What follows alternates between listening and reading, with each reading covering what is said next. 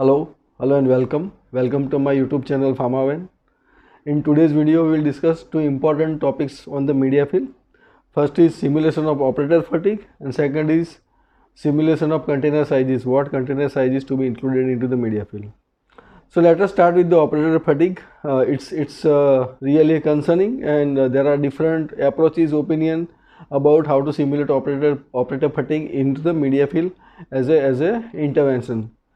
So before going in the how part, that how we can simulate, let us understand why part. So why we need operator fatigue simulation into the media fill? What is the reason? So when we talk about aseptic processing is a skill. It's lot of manual skill. There are lot of manual connection. There are lot of intervention which require persons to act, and there are lot of do's and don'ts inside the aseptic area. You have to walk slowly, you have to talk, you don't have to talk unnecessarily, you have to keep your hands like this. There are certain rules, certain requirements about do's and don'ts. When you perform intervention, you have to act slowly. The process is fixed. You have to follow that certain defined procedure to perform specific interventions. So this puts a lots of conscious effort by an operator while they are working into the aseptic area, while they are manufacturing aseptic product, while they are filling the product through aseptic technique. And we discussed in previous videos what is aseptic techniques. So this involves lot of conscious efforts by the operator when they are working inside the aseptic area, and this is a stressful activity, requires lot of practice and understanding. So if a person has to work inside the aseptic area, then specific time period must be established, because after that, as the person gets tired, the consciousness, alertness and the accuracy of that manual operation will get impacted. And that is the reason it is indicated, even the guidance for industry September 2004 for the finished pharmaceuticals manufactured through aseptic processing requires that operator fatigue has to be simulated as a worst case scenario. So how to simulate? It's not about keeping a person or stretching a person for the 2 shift inside the aseptic area, making a person to work for the 12 hours. It is not about that. It is about once the person goes inside, then how long he has to continue inside. 3 hours, 4 hours, 6 hours, doing the activity which is the person, he or she is supposed to do. It's not about remaining into the area. Ideally, it's not about that. It is about the person has to remain inside and work on the specific task. So if the person is a filling operator, he has to run the filling machine, he has to do all the interventions which are required during the filling operation for that 4 to 6 hours, which we are claiming as operator fatigue. That way it has to be simulated. The person has to remain inside the aseptic area. He has to perform all the activities which is supposed to be performed during the normal filling operation, normal product operation. Same activities he has to do during the media fill, or he has to do inside the aseptic area during the media fill. So this is the best way. This is how it should be performed. Simply extending the stay inside the aseptic area, or simply extending the stay within the company, like person will go inside, work for 3 hours and he'll come out, then again he'll go inside and work for 3 hours. That way if he continues 12 hours, that is not the actual simulation of operator fatigue. Actual simulation is at a continuous stretch, how much hours a person is required to work. After that he has to come out.